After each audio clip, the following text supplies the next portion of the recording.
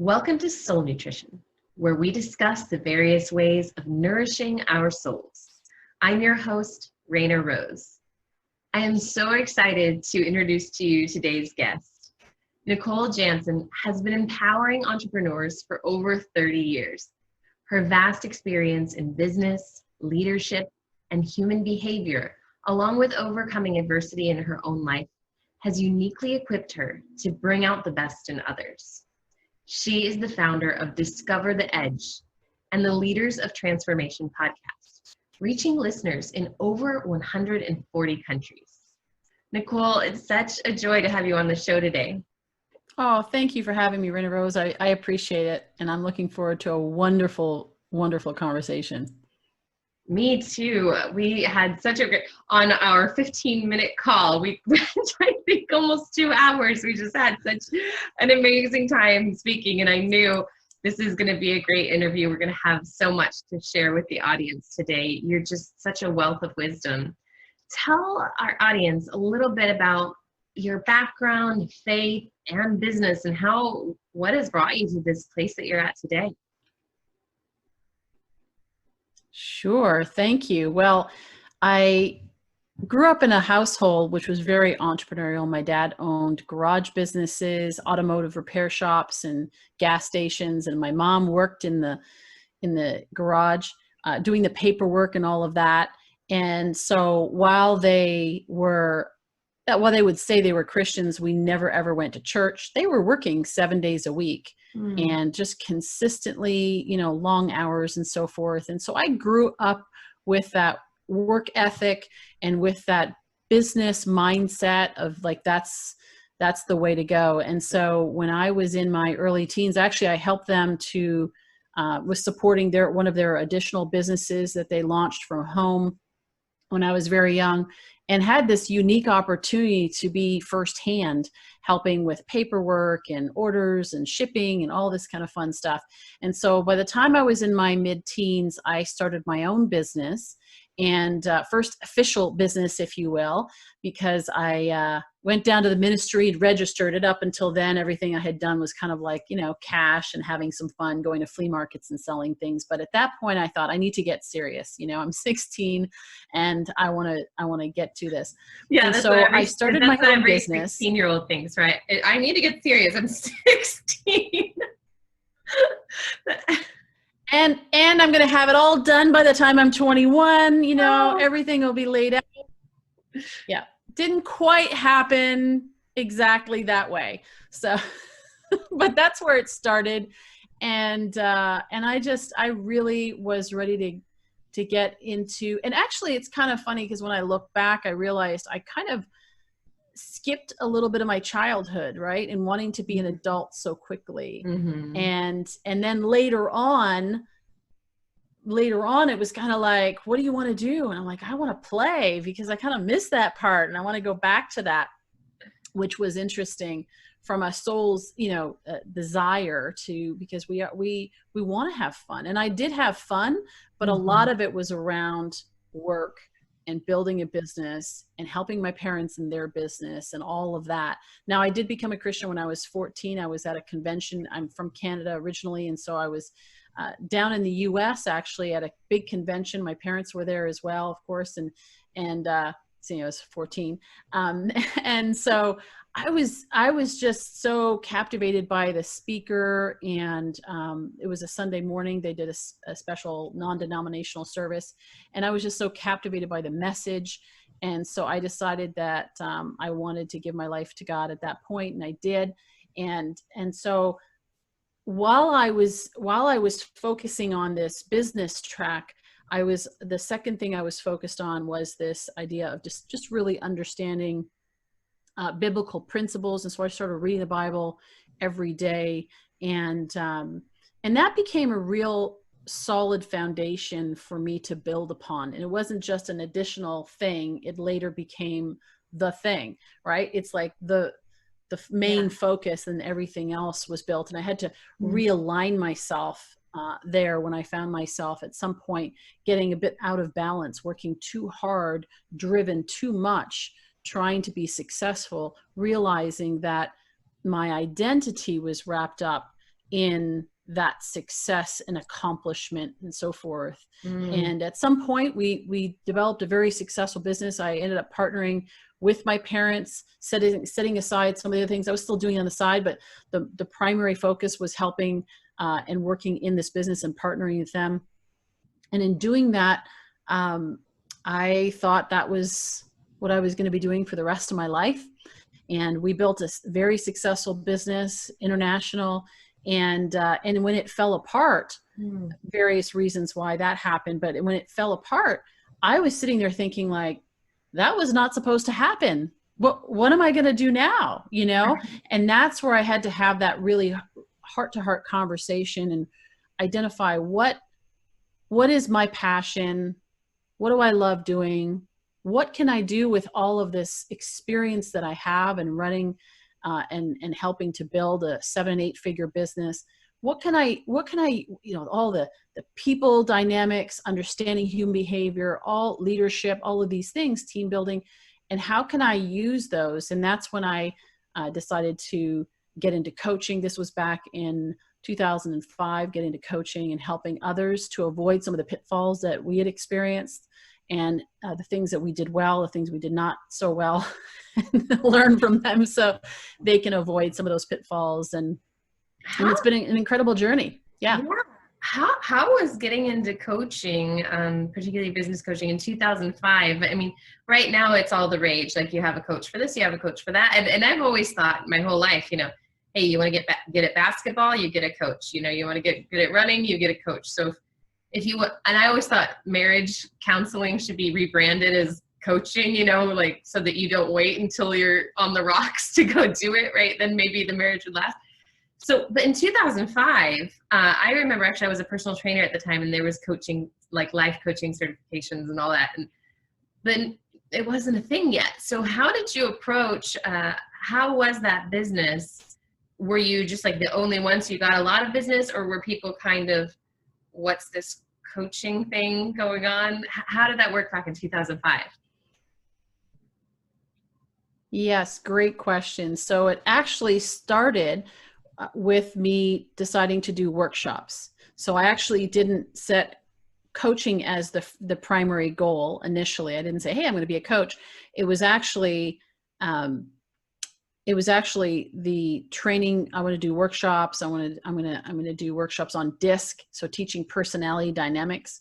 So as I was doing that though, and speaking in front of these audiences and facilitating these programs, people would come up to me and say, can you help me with this? Can you help me with that? Can you coach me? And I remember saying, oh, no, I am not a therapist. This is not my thing. Yeah. And they're like, no, I really want you to coach me, and seriously, you know? And so, and just because of who I am and because of my entrepreneurial background, of course, I'm telling stories, you know, business stories of working with clients or whatever. And so they quickly picked up that I had some business savvy that they could benefit from. And so they kept saying, you know, can you help me? Or even with their purpose, some of them, it's like, you know, I want to launch a business and I don't know what kind of business. Can you help me to figure out what my purpose is? And then how do I build it into a business? And so it really came from that. People asking me, could I coach them? And finally I was like, all right, you know what? I'm going to give this a shot. And then the funny thing is that when I started, first of all, I hired a bunch of coaches, right? Like I went through a series of different coaches to learn different styles and so forth.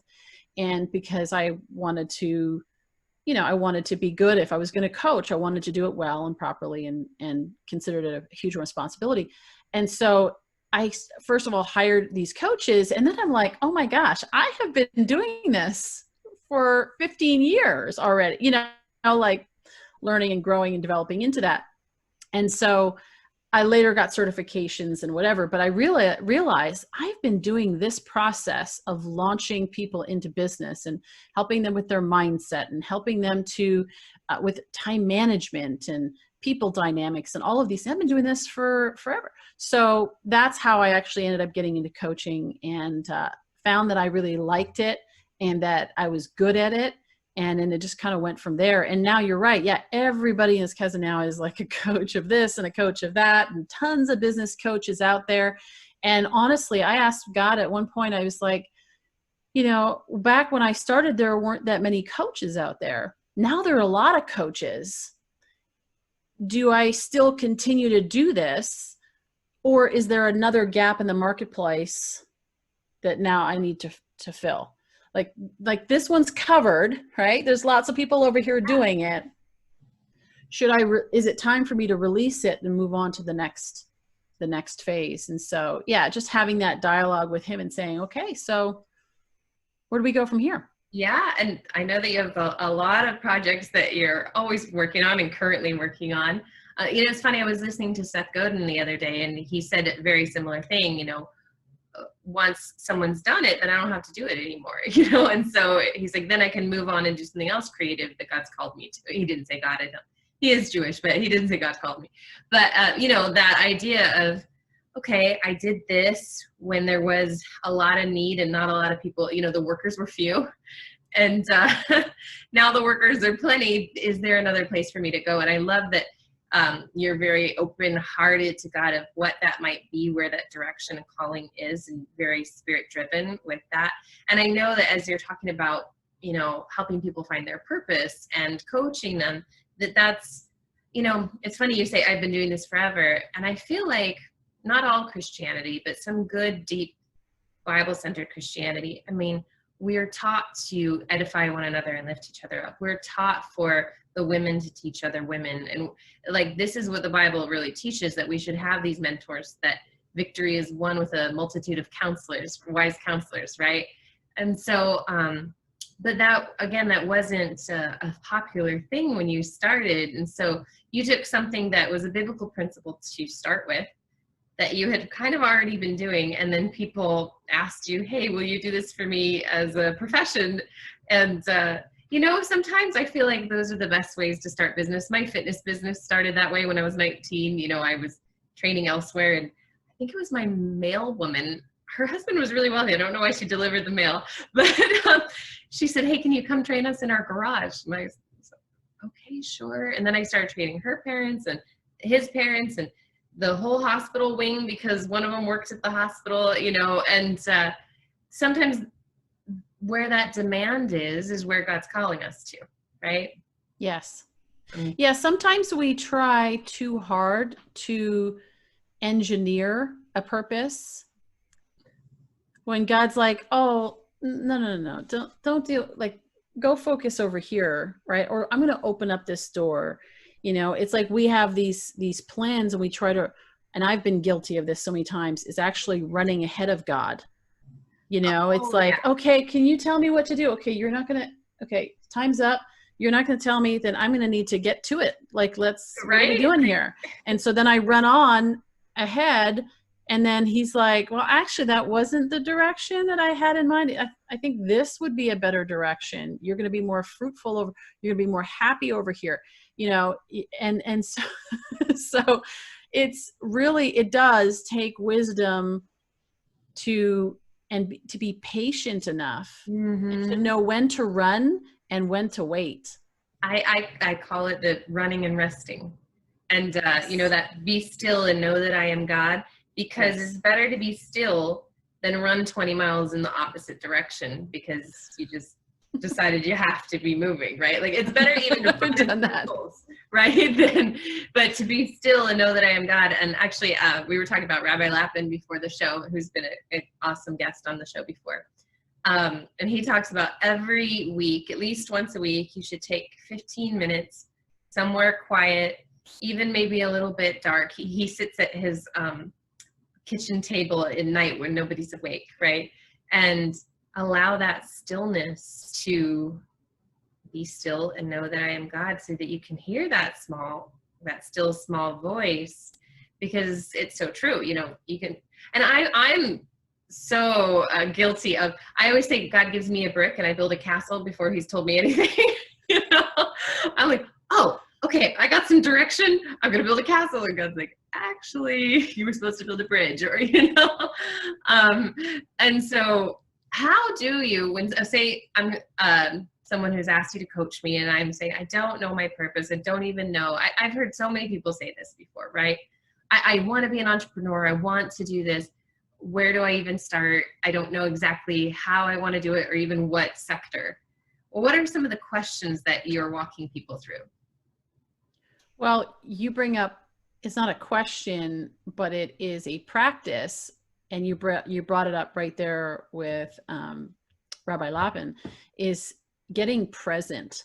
A lot of times we were just talking about running ahead, and we're trying to listen for answers. We're trying to listen to our intuition, or we're trying to hear from God, but we're not quiet enough. So when that voice, if you will, or that idea is coming in, it's actually getting distorted. If you think about it like radio waves, it's getting distorted through all of the noise in our environment, mental, our inner dialogue, right? And also the external dialogue that's going on around us.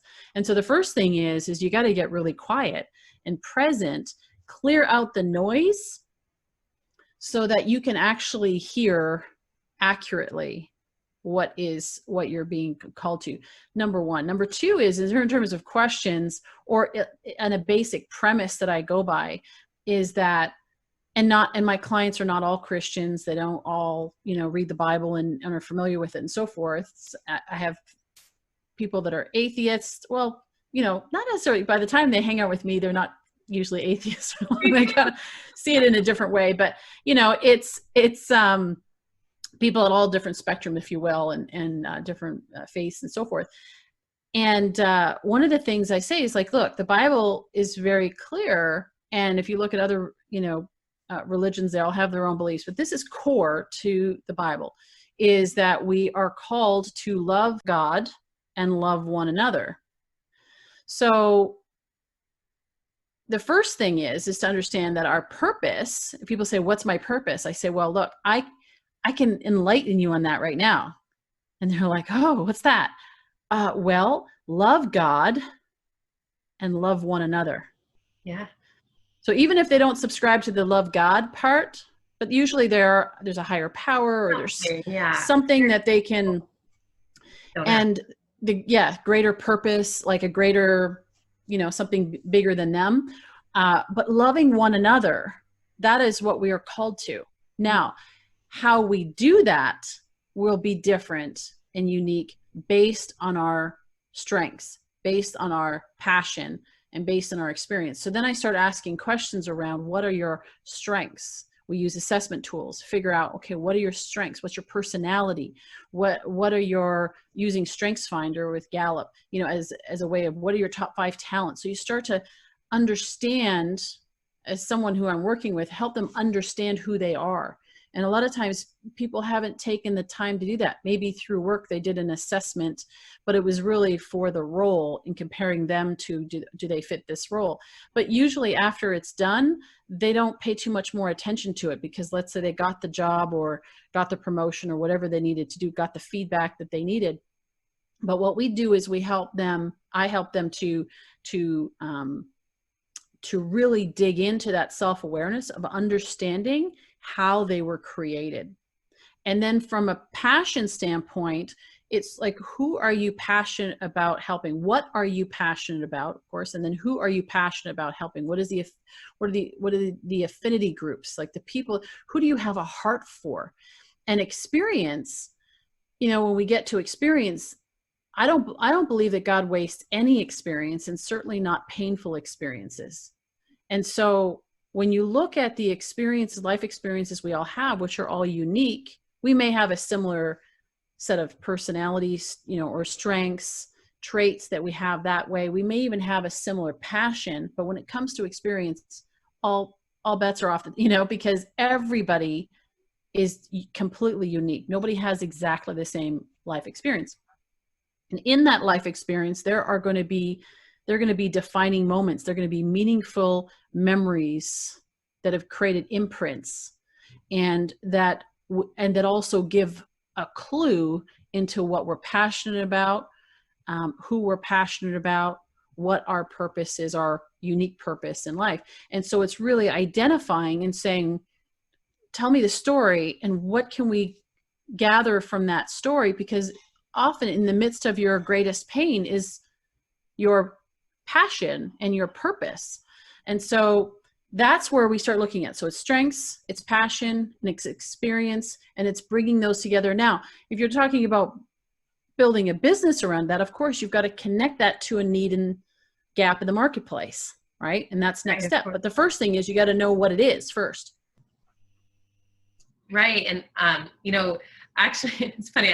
So I'm in the middle of reading one of Lappin's books right now. So a lot of his stories are coming, but that's one of the things he says, passion's all good and fine, but you have to find a place for it in the marketplace.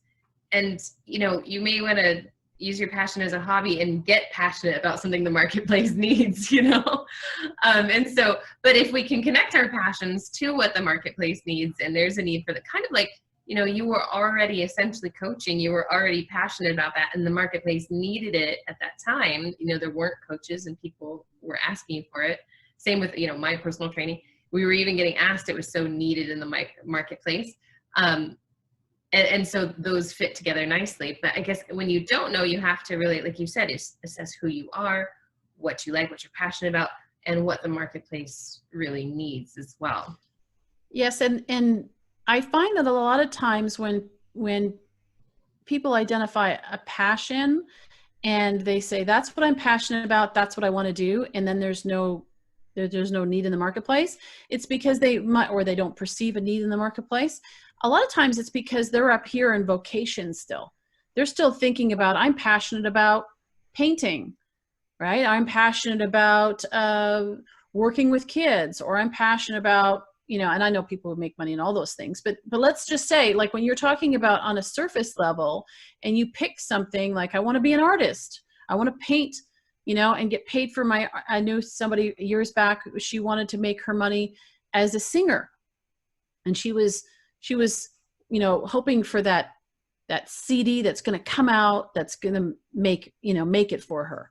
And I said, there's so many other things around that. What was her passion? Yes, it may have been singing, but underneath that is actually to express herself. Right? Mm-hmm. Even when it comes to singing, is she loves to sing, and she was a great, she's great at teaching people as a vocal. I said to her, what about being a vocal coach? What about helping trainers and speakers not lose their voice? Because she never lost her voice. And so I said, what about doing, so there's so many other things that she could do within that space of still playing to her passion. And then not count on this CD is going to be the thing. Right. I think anytime we have this one little minute, I think of many of the dreams that I've had where I thought I was going to do this one little thing, and God used that one little thing to get me closer to it. But really the thing was quite something else. And it was better than that thing that I was hanging on to. And even with singing, I always consider it kind of like my Isaac that I lay back up on the altar, and I'm like, but he's provided me to sing for churches across the world and, lead worship at many different churches across the world, and make, money doing something in other areas that I'm also passionate about. I mean, praise God, he's given me so many passions, I couldn't pursue them all in one lifetime. It's more like focusing on which ones they are. And so what about people like that? I know so many people too that, they're passionate about that and that and that. And, to kind of focus them in so that their energy isn't scattered to the winds in all these different directions, but making sure that they're doing something they're passionate, the marketplace needs, and staying focused on that one thing rather than yes. How do you get someone to hone it in like that? Well, yeah, great question. And that's where when you go below the surface, there is something that is it's kind of like your core central driver, or core central, and maybe a couple of things. Maybe those are the strengths that you operate from. So Strengths Finder is a great tool. And so my Strengths Finder, as I'll use me as an example, so my top 5 are achiever, futuristic. So achiever, I like to accomplish, so that naturally comes out. The futuristic, seeing the future, being able to envision the future, I look towards the future, constantly looking at how do we create a better future. Belief, meaning that I need to believe in, and that's where faith is really important. I need to believe in what I'm doing. I need to believe in what I'm selling. And belief is very important. Ideation, I like to come up with ideas. So that's why I'm really good at brainstorming, strategizing, new ways of doing things. And then the fifth one, which is maximizer, which is the ability to maximize. So I maximize, and I was doing this when I was a little girl. I was maximizing my room because that's what I had control over, if you will, right? And so I'm like reorganizing my room, and I'm thinking, I want to be an interior decorator. And then later it was like, no, I don't like shopping, so that's not going to be fun. And I don't want to decorate other people's houses. I just want to reorganize my own. And I wasn't like I was fabulously decorating it, I was organizing it. I was maximizing the space. And so I realized, because I would do this and I would optimize and optimize and optimize, then it was like, okay, this is perfect, leave it. Then I realized that strength, I started using that in a lot of different ways. I started using it in maximizing systems in my parents' business and my business. Started to figure out what I did, how I did it, how could I do it most efficiently, streamline systems. Maximizing human potential, what we're talking about here, maximizing, helping people to maximize the strengths and the passion and the gifts that they have, right? Yeah. So this maximizing gift, I started using it in different ways. But the power in understanding, to answer your question, the power in understanding that that's who I am, is then I don't end up running all over the place, because what I'm actually doing is one thing. I had somebody one time say to me, wow, you're doing so many different things, because I had multiple businesses and I did some work in ministry and all these different things. And they're like, oh, you're doing all these different things. I said, no, I'm doing one thing in several different arenas, and that becomes my hub. So is the maximizing potential became the hub for everything else that I do, the coaching, the podcasting now, right? That's what I do, right? And so even the new businesses that I'm launching, the venture which we talked about with this tech startup, with the podcasters, streamline. There's an element, a very big, strong element of streamlining efficiencies, maximizing. I love connecting people. I'm maximizing opportunities. I love connecting great people to great opportunities. And so it's this one thing that I'm doing, but that I'm just doing in different arenas. And if you don't know what that thing is, you can feel like you're all over the place, but you're actually not. And so even that's why I say it's going a level deeper. These passions are how you actually live it out. But underneath that, there's something that you do, and maybe it's helping people to connect to God and doing it in different ways, singing, speaking, doing a podcast, encouraging, empowering, coaching, consulting. You do that one thing in many different ways. Yeah, one of the things I noticed is because I was starting to feel, I had like two different socials accounts because I didn't want people thinking, what does she do? It's like, okay, this one's this and that one's that. But I realized, like, for a while I was doing the interiors of aircrafts, organizing the aircrafts, and I would get them with a manual so minute that a monkey could flight attend on that plane, because they knew in drawer 5, well, I guess monkey probably can't read, but, but like drawer 5, there was going to be this, in the cupboard this, there was going to be that, and they could tell where everything was going to be. They knew which buttons to press when, how to leave the waters out for the client, where, and everything, right? And I'd have flight attendants come on and say, I've never been on a jet where someone's had so detailed, like usually you're just trying to find everything last minute and see where they put things.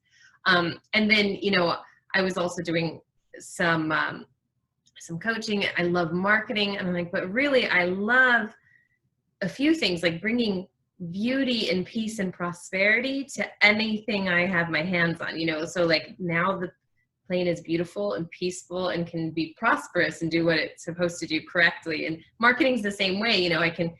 I love to get in there and get the system running, and then like, here you go. You can, and that's why like I enjoy doing consulting work, because I can do the day-to-day, and I'm a professional and I'm disciplined and I know how to do that now, but it's not necessarily where I'm. And same with me, it's that creativity to come up with, like you said, the best solutions that are going to be the most organized and the most beautiful and create the most prosperity from them. So I love that. I'm getting like a little coaching session right now from you. Well, I was just thinking aesthetics is probably really important, right? To you is like how things look. Like you said, it's bringing that beauty out. It's How they making sound, how they something, look, how everything. Like yeah, a full making it better. experience. Like even like when I was a flight attendant on the private jets, and when my boss walked on, there was his favorite music was up on the television screens with like a concert that was on DVDs, right? And so I'd have his favorite concerts. And he'd walk on in his music and his concert, you could see it.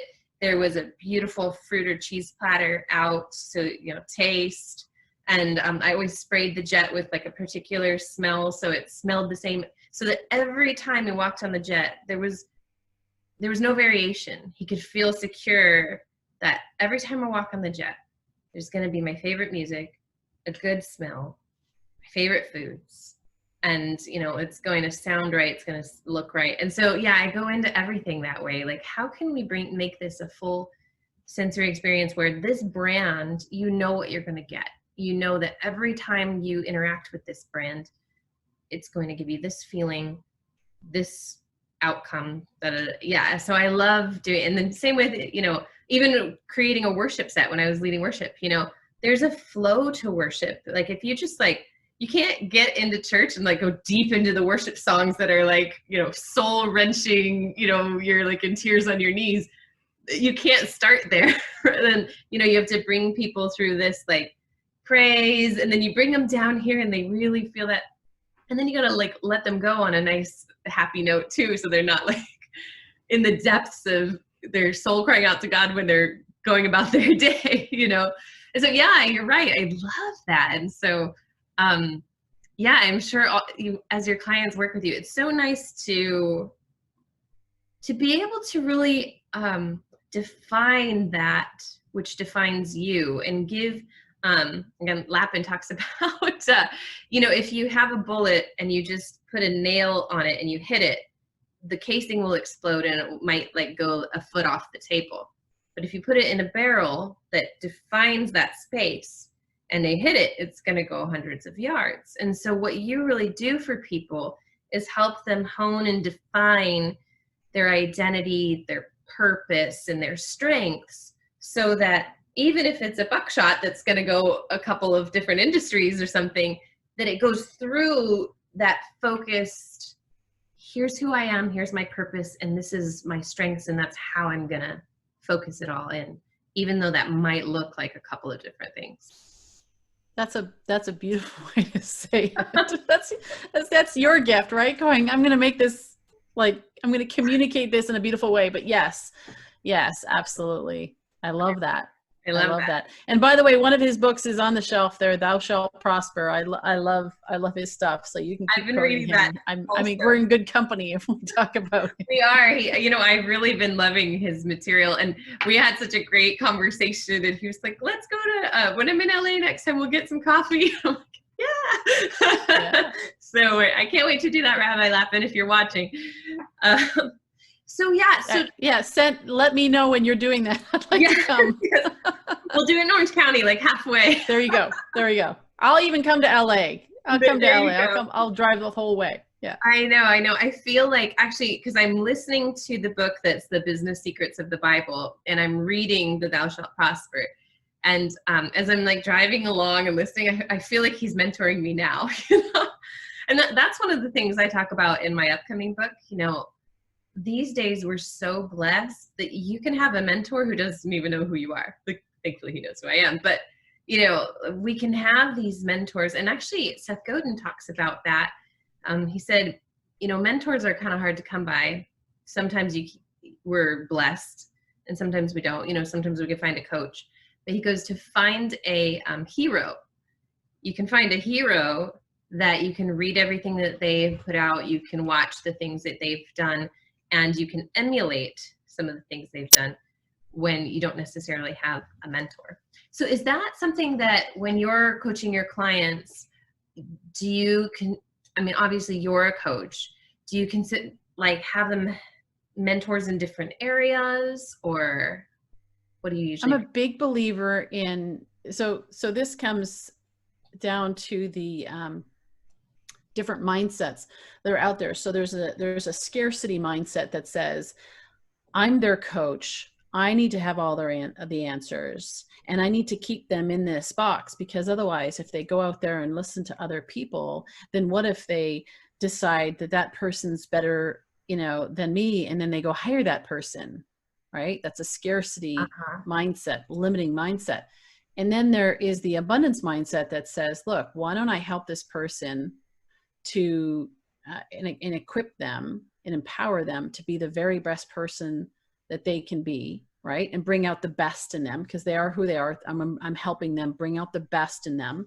And why don't I refer them to tools and resources that are going to be they're going to serve them the most in those different situations or whatever. So absolutely, I'm constantly recommending books all the time to people. I'm constantly recommending, and of course through my podcast, I've interviewed a number of different people. I've interviewed business coaches on my own podcast, and it's like, hey, you know what? I had somebody ask me, should you be doing that? Does that make sense to do that? How do you justify that, or whatever their question was? And it was just like, to me, if somebody wants to hire them, if they feel that they're the right person, then great, go work with them, right? But what also happens then is we're having this conversation. Some people are going to say, you know what, I actually relate to Nicole. And you know what? There's more than enough business out there. Yeah. There's more than enough abundance, right?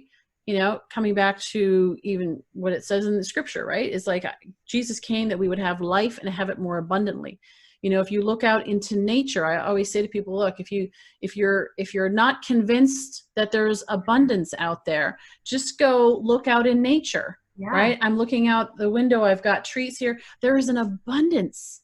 Mm-hmm. There's an abundance of leaves. There's no shortage of leaves. There's no shortage of grass. There's no shortage. Yes. You look at sprouting more seeds out, right? I mean, yes. You go to the forest and there's constantly little trees that have come from the big trees and sands and on the beaches. I mean, there's just incredible amounts of, stones, even like here where I walk on the beach, there's all the different rocks and stones, and there's just constantly more that are being washed up onto the shore. There's so much abundance out there. Mm-hmm. And so, yes, why wouldn't I recommend them to a book that I heard? And so I trust I trust that inner guide, and I trust the Holy Spirit that guides me and says, you know what, when I read something, I'm like, who do I need to be sharing this with? When I'm listening, when I'm working with a client, what do I need to, what would be the full complement of me being able to help this person in this particular area? And so I'm always recommending podcasts. You mentioned it, like you can have a mentor through listening to the audio books, mm-hmm. reading their books, listening to their podcast. I mean, back in the, when I started out, you actually had to buy tapes. I'm old enough like that. We used tapes. Yeah. We had and then it was like, ooh, we have a Sony Walkman. We can take that with us. Yay. I purchased a CD set off of Amazon of one of the things I used to listen to, because they never put it to MP3. And so I'm like, okay, the only place I can listen to this is the car still has a CD player, but I wanted that old set that I knew there was really great content on. Yeah, I mean, we had to pay for those, mm-hmm. right? We had to purchase every single one of those tapes. If you wanted to hear somebody speak, you might rarely hear them on the radio, but I didn't really listen to the radio much, so I would have not caught them. But you had to buy that information. You had mm-hmm. to go to their seminar. You had to buy their book series, their tape series, because they came in those. The tapes, right? There was no website to go get the tapes on, so you had to buy it at the seminar, right? Yeah, if you didn't buy it at the seminar, good luck. Where are you going to get it from? They weren't in the shipping business. So there's so much opportunity right now for mm-hmm. us to learn and to grow. And that becomes a challenge, because it's a blessing and a challenge also, because there's so much information. How do you know what is the right information? And with the information that you get, how do you actually sequence it into some, form of a strategy that's actually going to work? And so again, that comes back to what we were talking about earlier, is being present, you know, like Rabbi Lapham was saying, you know, getting that 15 minutes. I need a little bit more time than 15 minutes to quiet my brain. I like to take like 4 days at the monastery myself. But you know, if 15 minutes is all I got. 15, you use what you've got. Absolutely. Right. And so, you know, when I have 15 minutes, I take 15 minutes. Actually, in the mornings, what I'll do is I go for a walk in the mornings. And for a while there, I was actually listening to worship music or listening to something. And now what I find is just like for an hour, it's just me and God, and I'm talking and listening, because it's a dialogue, you know, and just having that quiet time quiets my mind, you know. And then in the evening as well, I'll do that. And then Sundays, I'll take Sundays and just, you know, take it as the Sabbath day. You know, at one point I was like, okay, God, I know you want me to take the Sabbath day, and I'll do that, you know. And he's like, I don't need you to take a Sabbath day for me. I'm fine. But you need a Sabbath day. And that's why I listed that as one of the 10 commandments, is because you need the Sabbath day for your refreshing, for you to be effective the other 6 days of the week. So, yeah. Absolutely. That was when I was doing more coaching. That was one of the things I was constantly, in fact, sometimes now that I don't do too much of it, I can tell everybody, but I would actually let people burn out intentionally. You know, I remember having this one couple and I'm like, all right, you know, just let me know if you can set aside a certain amount of time per day. We're going to, you know, that's what I want you to work on, this homework or whatever I give you, whether it's meditation or something to read or do. Like, we're going to wake up 2 hours early and we're going to dedicate 2 hours every day. And or it might have even been 3 or 4. Like, it was ridiculous, you know, but that's what they wanted to do. So I wasn't, you know, I was like, okay, let's do that. And, you know, they did it, and they did get some results. But by month 2, I think it was 3, they were like exhausted. I'm like, all right, are you ready? Are you done with that now? And I'm like, I don't want you working up in it early anymore. Some of it was affirmations. I'm like, instead of waking up and saying my affirmation, just include it in your everyday life. I think one of the things they wanted was the husband to be home, because they were making enough through their side business. And eventually that did happen, but I said, just do it in the kitchen and say, oh, I'm so glad you're home with me and the kids. You'll laugh because you won't believe it's true. It'll raise your vibration and things will be good. And when they started working in flow and not waking up and trying to pound through the homework over and over again, everything opened up. I mean, just miracles upon miracles upon miracles when they finally, like, it's so cliche, but there's a reason it's a cliche, like, let go and let God, right? And of course, that doesn't mean we're lazy. It doesn't mean we sit around and do nothing. It just means we're not like so, we're in this culture of hustle, right? That if you're not hustling, you're not doing what you're supposed to do. But so much of our faith is to take the next step, wait on God, take the next step, wait on God, right? Yeah. Yeah, it's funny because, I mean, well, I told you about my work ethic. So yes, I grew up working hard, and I had a belief that you had to work hard to be successful. And so I was pushing that to the max. And then there was a point that my body was like, no, we're not coming with you on this journey. Like, we're going to stop right here. And I'm like, no, we got things to do. And it's just like my body started to literally break down. And it was pretty significant, and it stopped me in my tracks. Like, chronic fatigue and all these different things going on, and just literally organ by organ, it was like my body was shutting down. And so I needed the rest, and I have been burned out. And what I encourage and I tell my clients is like, look, it is better to be preventative. It is better to take that time. And it's more, talk about efficiency. There's my maximizing gift, right? It's like, it's more effective and more efficient to do it that way, because when you burn out, it's going to take you a lot longer. It's going to cost you much more on the other end to be able, you know, to recover from it. And so, you know, it's so funny. Yeah. We think we need to work harder to make things, you know, to make things go. And that's because what are we doing? We're pushing and oftentimes running ahead of God, as opposed to listening and then being guided. And waiting is not, no, it's not lying on the couch. Waiting is like, I'm waiting and I'm trusting, and I'm waiting for you for the next, like, where do I go from here? And there's speaking of great books, there's a lady that I had on my podcast, Mae McCarthy, and she wrote an excellent 2 books, actually. Her first book is called The Path to Wealth. Her second book is called The Gratitude Formula.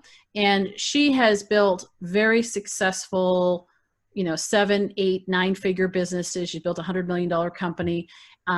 But she has this 7-step process, spiritual steps to success, she calls it. She says, I think her tagline is like, success is not a secret, it's a system. And so she talks about waking up in the morning and spending 30 minutes. And because she is a CEO of multiple companies, she's used to dealing with her C-suite and meeting with them, debriefing.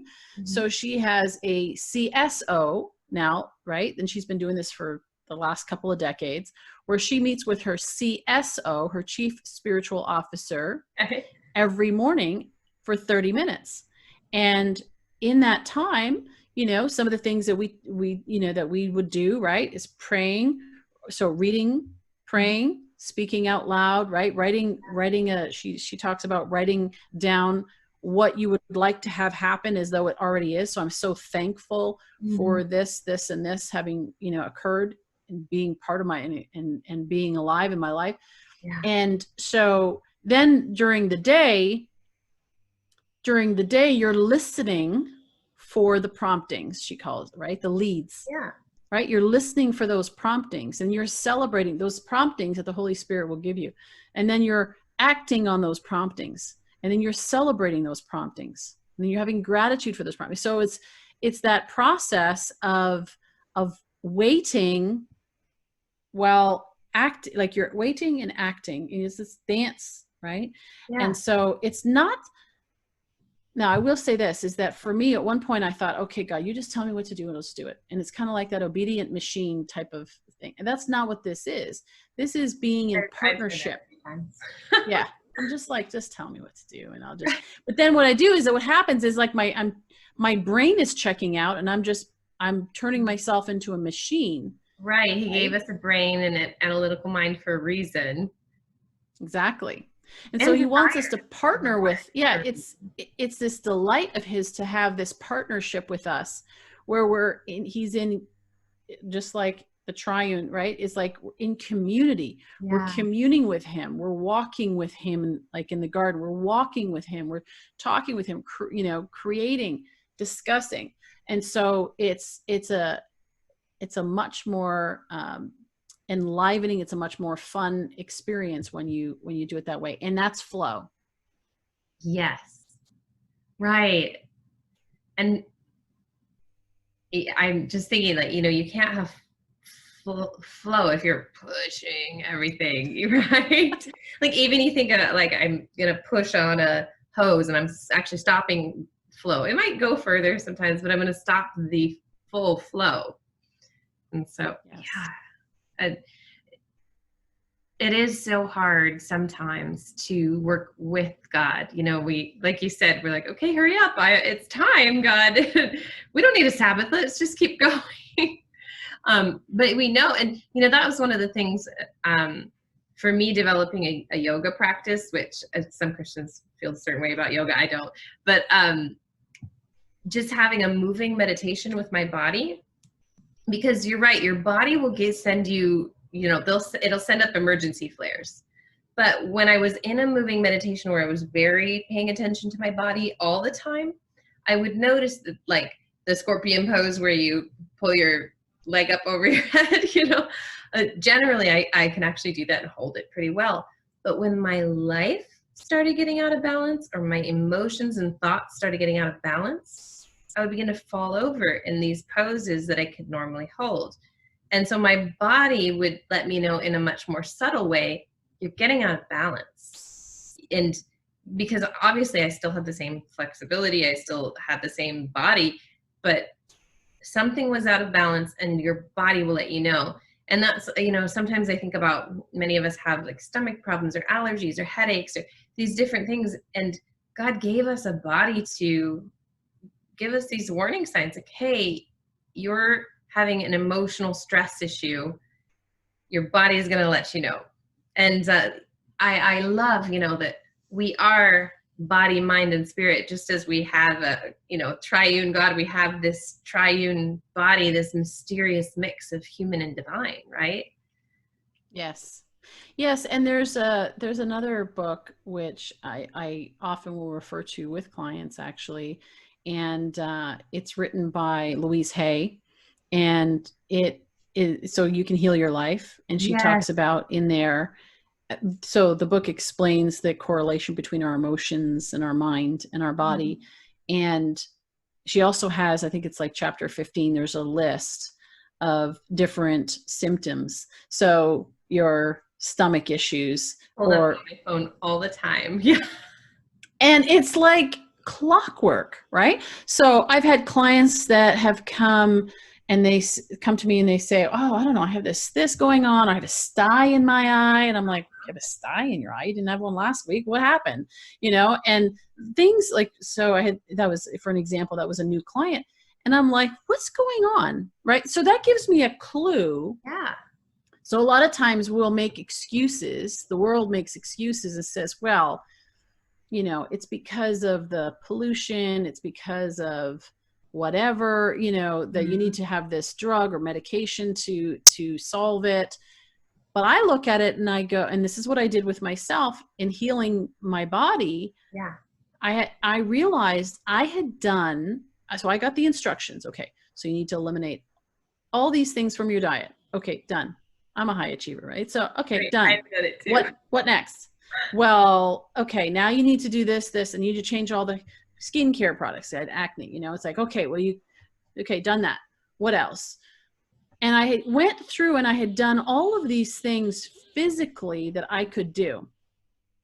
And yes, I had improved, but I hadn't improved enough. Like, it was still quite a distance. And I was spending tens of thousands of dollars on going to have treatments, body treatments. Actually, there's one woman, shout out for Andrea. I spent about 2 years, almost 2 years going to her, and I was there like almost every 3 weeks. And she did body treatment on me. So she would do like a massage and also, I don't even know what she did. She just had so many modalities that she could. Yeah, maybe lymphatic drainage and things. Yeah. To all of that. I'm just like, I just show up. That's all I know. But here's the thing is all of those things were helpful.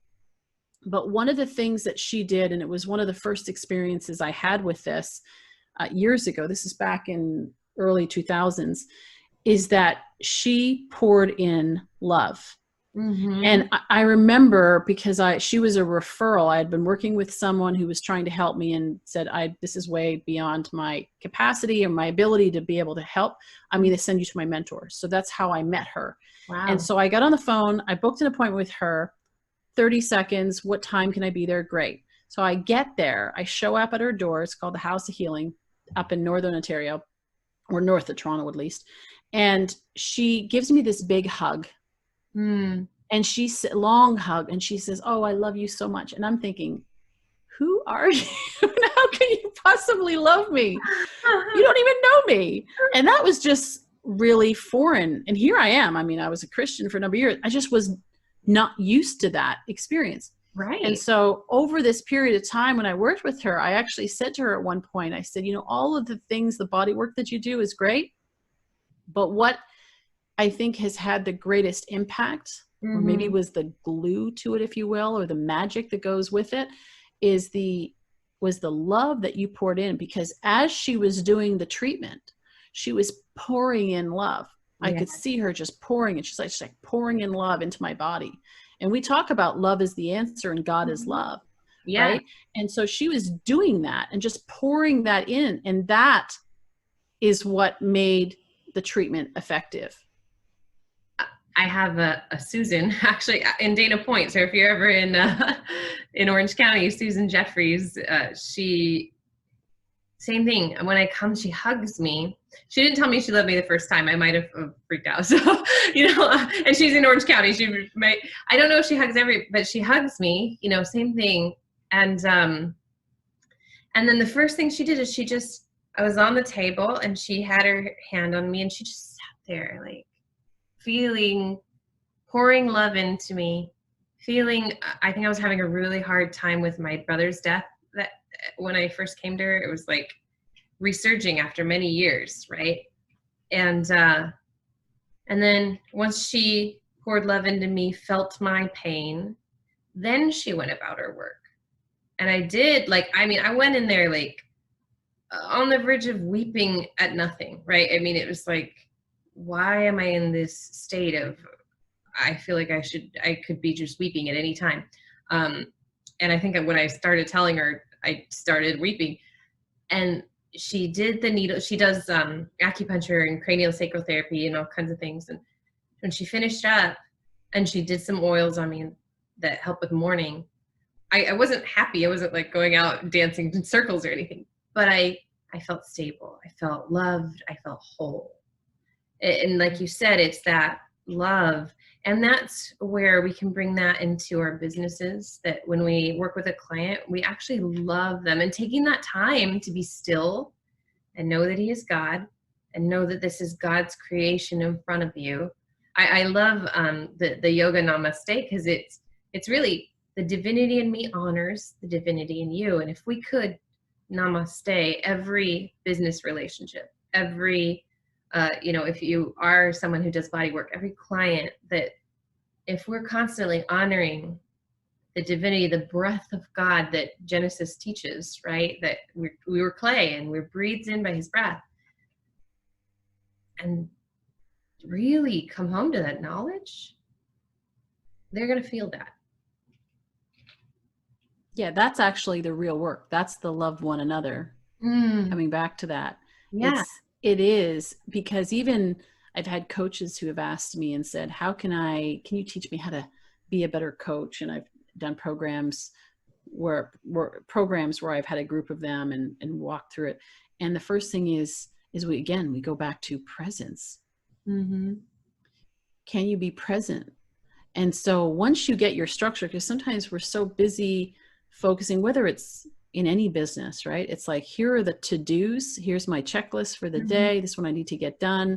We're all up here, and I'm so good with living up here. I have a difficult time actually. And that's something that I've been learning over, especially the last several years, is, and through pain, right? Learning that and saying, you know what, feel that.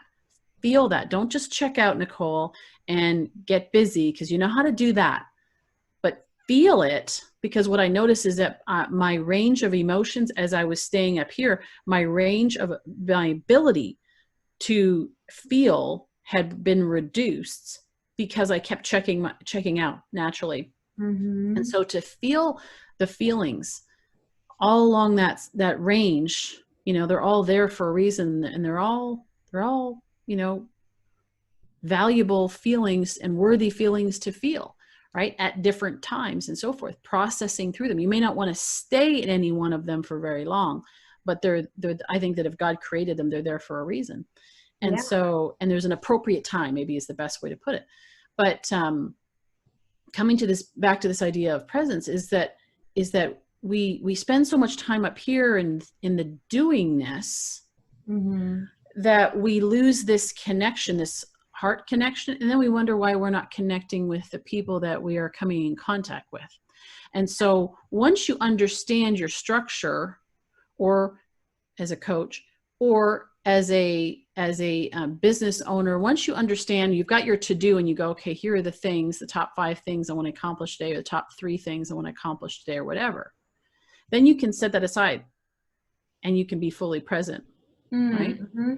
So what I do is I have a piece of paper here on my desk that lists, it's like this, and this. These are the 3 things, right? For this month, actually, these are the big, okay, what are we accomplishing this month?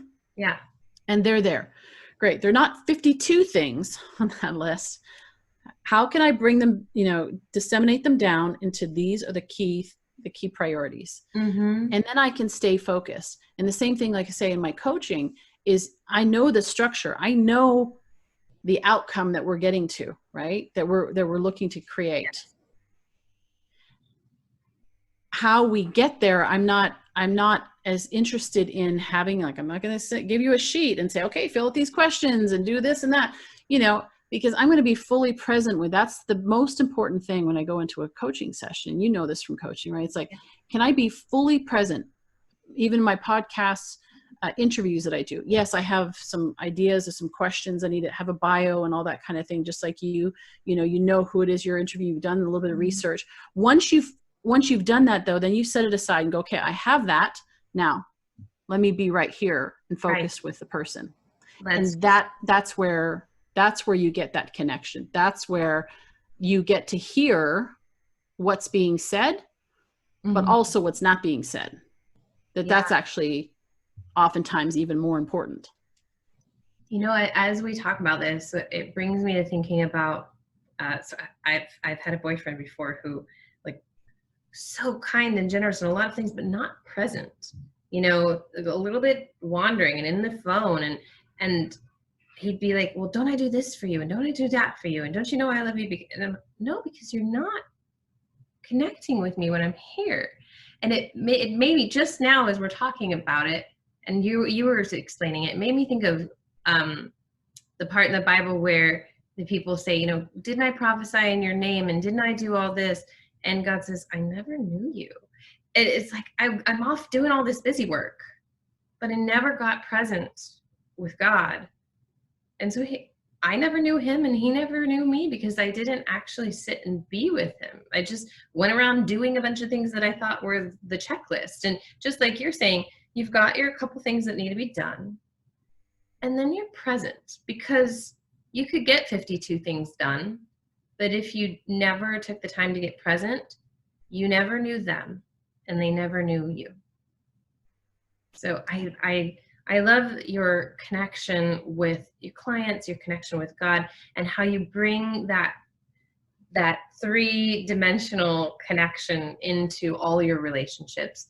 If someone out there is looking to get a coach, Nicole, and they have just really resonated with what you were saying, where can they find you? Oh, sure. So they can go to discovertheedge.com. And there is a place where they can book a discovery session with me, and we'll have a conversation and get to know each other. And it's funny because I have so many times people will say at the end of the conversation, they'll be like, wow, this was like a real discovery session. You're not trying to sell me some package or whatever. And it's like, no, it's literally, let's get to know each other. Yeah. And let's see if there's something I can do to support you. And I will offer my suggestions, my input. And if it is that maybe we decide that it makes sense for us to work together, we're going to co-create something together, but it's going to be a co-creation. And so, yeah, they can go to discovertheedge.com and find me there. And the podcast is leadersoftransformation.com. There's also a link on the Discover the Edge website as well. But yeah, that's how they can find me. And of course, I'm all over social as well. Awesome. And if there's one piece of advice you could give to our audience today to part with, what would that be? I would say love yourself. We talked about loving God and loving one another. Loving yourself. There's a lot of talk about, there's like the golden rule. Everybody knows the golden rule, right? Do unto others as you would have them do unto you. And now everybody's talking about the platinum rule and saying the golden rule isn't any good. You need the platinum rule. Do unto others as they want you to do unto them. And I said, there's actually nothing wrong with the golden rule. Do unto others as you would have them do unto you. The problem in this society is that most people don't love themselves. So what they would have done unto them, they don't even know. They're disconnected, like we were talking to that. And so it's hard to love another if you don't love yourself. And so that would be important in saying, people say, how do I do that? We'll start with getting present with yourself and who you are, acknowledging, and part of the process of really understanding strengths and passion and experience is also acknowledging. It's so important for us to be acknowledged, right? What is the saying? Recognition or acknowledgement. Babies cry for it, grown men die for it. Yeah. And so what society is lacking a lot is they're lacking love, but they're lacking, let's use a different word, acknowledgement. People want to be seen, they want to be known, and they want to be heard. And so if you can see yourself, know yourself, hear yourself, then you have a much greater reservoir, if you will, of love out of the well springs of the heart, right? Right. This love flows to others. And so that's what I would leave everyone with. I love that. Well, thank you so much, Nicole. Everybody, that's Nicole Jansen. Go to discovertheedge.com, the Leaders of Transformation podcast. I really encourage you, just follow this woman. What she says is such gold. I mean, she's really just she's spending that time with God and bringing that to who has ears to hear and eyes to see. And so really check out those websites and that podcast. And we really look forward to hearing your stories. Please share with us how your discovery calls went. We'd love to hear it. And thank you, as always, for watching. We really appreciate our audience. It's because of viewers like you, and you obviously keep referring friends because we're getting more and more viewers. We really appreciate it. And until I see you next time, may the Lord bless and keep you, cause his face to shine upon you, and nourish your soul.